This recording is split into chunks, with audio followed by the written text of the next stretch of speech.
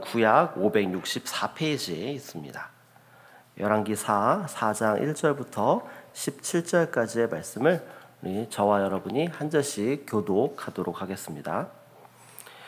선지자의 제자들의 아내 중에 한 여인이 엘리사에게 부르짖어 이르되 당신의 종 나의 남편이 이미 죽었는데 당신의 종이 여호와를 경외한 줄은 당신이 아시는 바이다.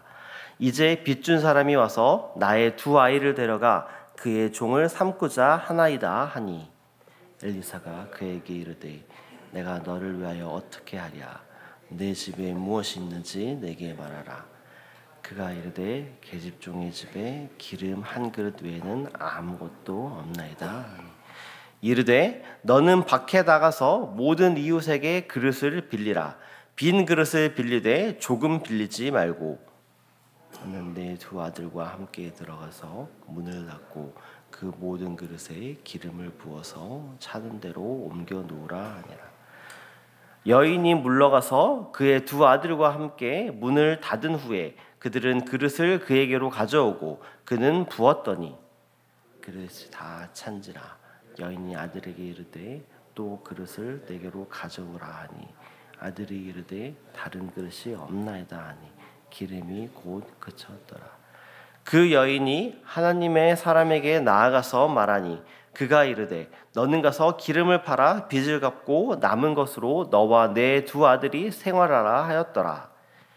하루는 엘리사가 수넴에 이르렀더니 거기 한 귀한 여인이 강권하여 음식을 먹게 하였으므로 엘리사가 그곳을 지날 때마다 음식을 먹으며 그리로 들어갔더니 여인이 그의 남편에게 이르되 항상 우리를 지나가는 이 사람은 하나님의 거룩한 사람인 줄을 내가 아노니 청하건대 우리를 위하여 작은 방을 담 위에 만들고 침상과 침상과 의자와 촛대를 두사이 우리에게 이르면 거기에 머물리라 하더이다. 하루는 엘리사가 거기에 이르러 그 방에 들어가 누웠더니 자기 사환 게하시에게 이르되 이 수넴 여인을 불러오라 하니 곧 여인을 부르매 여인이 그 앞에 선지라. 엘리사가 자기 사환에게 이르되 너는 그에게 이르라. 내가 이같이 우리를 위하여 세심한 배려를 하는도다. 내가 너를 위하여 무엇을 하랴? 왕에게나 사령관에게 무슨 구할 것이 있느냐 하니 여인이 이르되 나는 내 백성 중에 거주하나이다 하니라. 엘리사가 이르되 그러면 그를 위하여 무엇을 하여야 할까 하니 게하시가 대답하되 참으로 이 여인은 아들이었고 그 남편은 늙었나이다 하니 이르되 다시 부르라 하여 부르매 여인이 문에 서니라. 엘리사가 이르되 한 해가 지나 이때쯤에 내가 아들을 안으리니 하니 여인이 이르되 아니로소이다. 내 주 하나님의 사람이여 당신의 계집종을 속이지 마옵소서. 함께 읽겠습니다.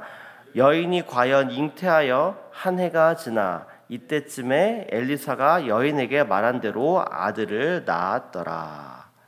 아멘. 안녕하세요.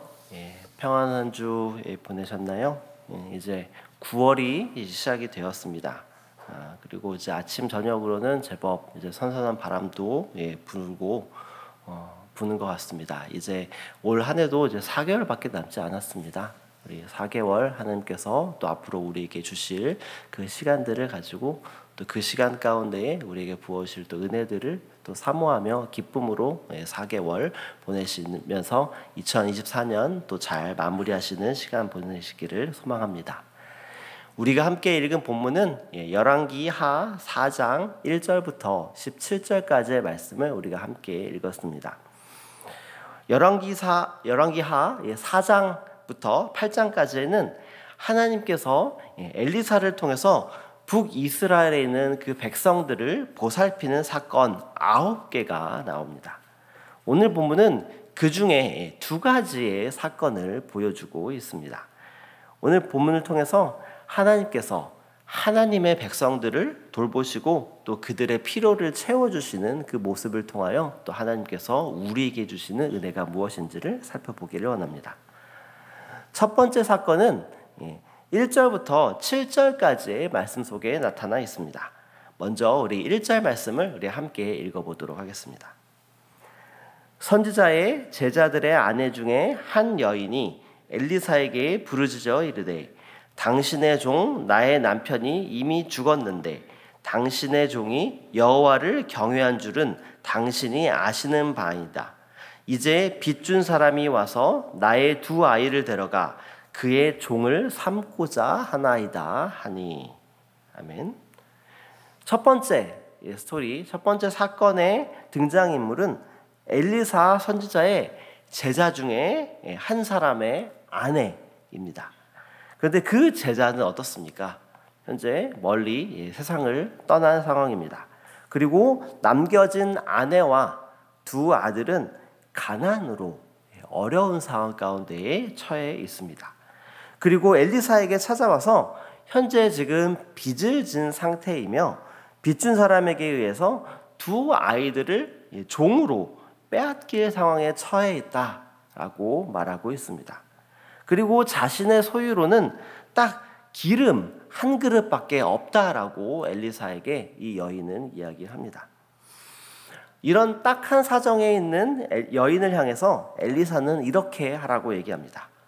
이웃에게 가서 그릇을 아주 많이 빌려서 집에 있는 문을 닫고 딱 하나 남은 그 기름을 빈 그릇에 부으라고 이야기합니다.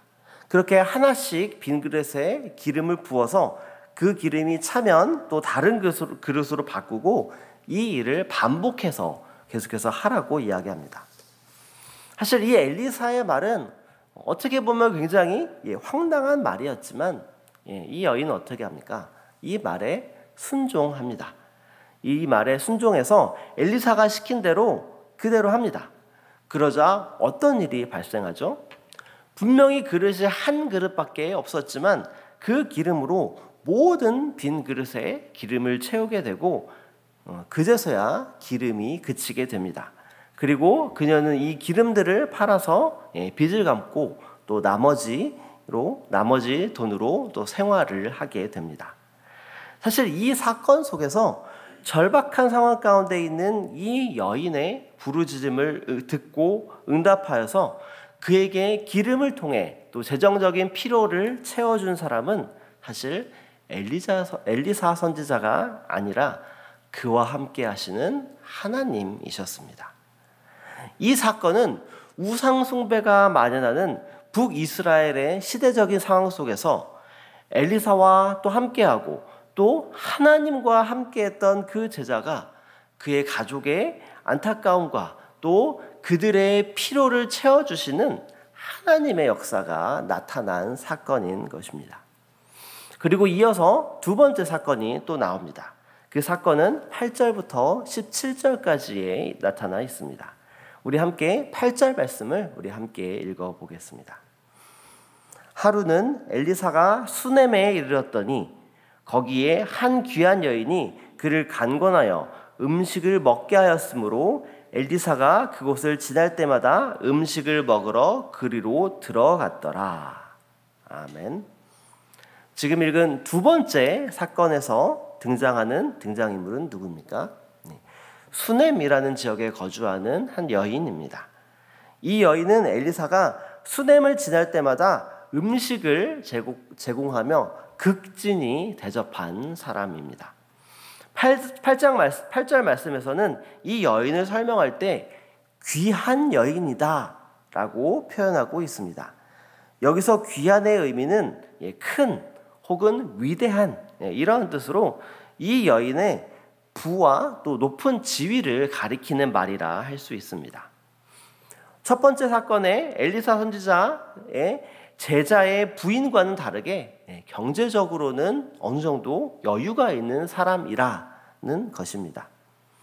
이 여인과 그녀의 남편은 엘리사 선지자를 하나님의 거룩한 사람으로 인지하고 엘리사를 위해 음식과 지날 때마다 하룻밤 묵을 수 있는 숙소를 제공하였습니다. 이렇게 자신을 극진히 대우하는 이 부부에게 엘리사 선지자는 무엇으로 갚을까? 이런 생각을 하고 이 여인을 자신 앞으로 부릅니다. 그리고 엘리사는 이 여인에게 자신이 무엇을 해줄까를 본인에게 묻습니다. 그런데 그녀는 특별한 요청을 하지 않습니다. 그러나 이 여인에게는 어려운 일이 하나 있었죠. 그것은 바로 그녀의 남편이 나이가 많은데 아직 아들이 없는 상황이었던 것입니다. 이 사실을 엘리사의 사환 게하시가 엘리사에게 살며시 알려줍니다. 이 사실을 알게 된 엘리사는 그녀를 다시 불러서 그녀가 아들을 낳을 것이다 라고 이야기합니다. 처음에 그녀는 엘리사의 이 말에 반신반의했습니다. 그러면서 엘리사에게 자신을 속이지 말라고까지 이야기를 합니다. 하지만 그 이후에 결과는 어떻습니까? 곧 그녀는 임신하게 되고 한 해가 지나서 아들을 낳게 됩니다. 여기까지가 두 번째 사건의 스토리입니다. 두 번째 스토리 역시 우상 숭배가 만연한 그 시대적인 상황 속에서 하나님의 거룩한 사람을 올바로 인지하고 또 하나님을 믿고 또 하나님의 그 거룩한 사람에게 극진히 대접한 한 여인과 또 남편의 피로를 채워주는 그런 사건인 것입니다. 역시 두 번째 사건도 표면적으로는 엘리사 선지자가 아들을 임신하게 만든 것으로 보이지만 이 사건 역시 하나님께서 그 부부의 필요를 공급해 주신 것입니다. 이 두 스토리의 등장인물은 상반된 경제적 상황 가운데 놓여져 있습니다. 첫 번째 스토리에 등장하는 엘리사 선지자의 제자의 아내는 경제적으로 어려운 상황에 있었지만 또 반대로 두 번째 스토리에 등장하는 수넴 여인은 경제적으로 어느 정도 넉넉한 상황 가운데 있었다라고 할 수 있습니다. 그러나 이 두 사람의 인생 가운데에는 모두 어려움이 있었습니다. 엘리사 선지자 제자의 아내에게는 두 자녀가 있었지만 경제적으로 어려웠고 수넴 여인은 경제적으로 부유할지언정 자녀가 없었던 것입니다. 사실 오늘 본문 속에서 경제적으로 부유하냐, 부유하지 못하냐가 오늘 두 사건 속에 등장인물이 갖게 되는 차이점으로 보여지지만 사실은 이것은 중요한 것이 아닙니다. 이것은 하나의 예시일 뿐입니다.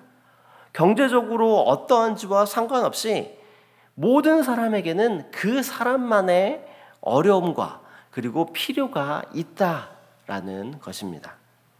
때로는 왜 나에게만 이런 어려움이 생기지? 이런 생각들이 들 때가 있습니다. 그러나 어려움은 모든 사람에게 일어나는 것입니다. 왜냐하면 그것은 하나님께서 허락하시는 것이기 때문입니다. 그러나 여기서 더 중요한 것은 그 어려움을 해결해 주시는 분도 바로 하나님이시라는 것입니다. 우리가 문제에 집중한다면 해결의 근원 대신 하나님을 의지하기보다는 불평이나 불만 혹은 좌절이나 낙심에 빠지게 됩니다. 그러나 문제의 해결에 집중한다라면은 하나님을 찾게 됩니다. 오늘 본문 속에서 경제적인 어려움에 있는 엘리사 제자의 아내와 그리고 자녀가 어려움 가운데 있는 또 수넴 여인, 그들의 문제를 해결하시는 분은 바로 하나님이십니다. 하나님을 찾을 때에 이 문제들이 하나님의 뜻 안에서 해결될 것을 믿습니다. 하나님께서는 결코 하나님의 사람들을 잊지 않으십니다. 그리고 그들의 필요와 아픔 또 어려움을 다 알고 계십니다. 그 문제를 해결해 주시는 하나님 앞에 나아가는 저와 여러분 되시기를 소망합니다. 또 그를 통하여 하나님께서 역사하시는 놀라운 경험들을 체험하는 저와 여러분 되시기를 소망합니다. 이 시간 오늘 우리에게 주시는 하나님의 말씀을 가지고 또 이 자리에 가지고 나오신